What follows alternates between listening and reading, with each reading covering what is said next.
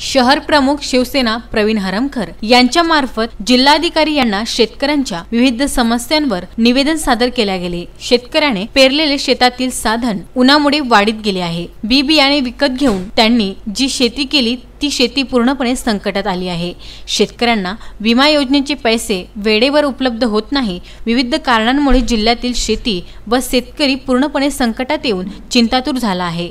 या सर्व कारणांमुळे शासनाने सुखा दुष्काळ घोषित करावा व शेतकऱ्यांना विशेष सोयी सुविधा उपलब्ध करून देण्यात याव्या याकरिता जिल्हाधिकारी यांना निवेदन सादर केले गेले। ही विनंती जिल्ह्यातील समस्त शेतकरी पाणी येत नसल्यामुळे चिंतातूर अवस्थेत सापडला आहे। बी बियाणे विकत घेऊन शेती केली, शेतकऱ्यांना वेळी मात्र शेतीवर पेरलेली वस्तू पूर्णपणे खराब झाली आहे। शेतकऱ्यांवर कर्जाचा बोजवारा वाढत आहे। विविध योजनेचे पैसे देखील शेतकऱ्यांना वेळेवर मिळत नाही, जेणेकरून शेतकरी संकटात होरपडलेल्या अवस्थेत जात असून शेतकऱ्यांद्वारे नंतर काय तर मृत्यूला जवळ करावे लागते। या सर्व बाबी लक्षात घेता शासनाने सुखा दुष्काळ घोषित करावा यासाठी जिल्हाधिकारी यांना निवेदन देण्यात आले। यावेळी उपस्थित प्रवीण हरमकर, राजगुरू हिगामिरे, गोविंद दायमा, प्रमोद वानखडे, नवीन शर्मा, संजय गहाणे, श्रीकांत शर्मा, मुकेश बागडी, संदीप माणेकर, पप्पू मुणोत आदी उपस्थित होते।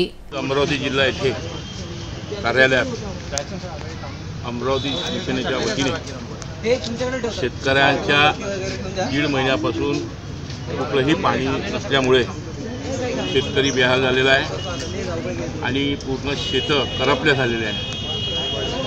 दुबारी पेरणीचे संकट येऊनही सध्याची परिस्थिती अशी आहे की तो करू शकणार नाही, कारण की 1.5 महिना अवधा निघून गेलेला आहे। अनेक विमाचे पैसे अजून मिळाले नाही, पीक विमाचे, असे अनेक प्रश्न आम्ही त्या निवेदनामध्ये दिले। कारण की 1.5 महिन्याहून पाण्याचं कुठलंही शेतकरी हा पूर्ण बेहाल झालेला आहे। त्याच्यामुळं विदर्भात ह्या सगळ्यात जास्त शेतकऱ्याच्या आत्महत्या ज्या आहे त्यामुळे होत आहे।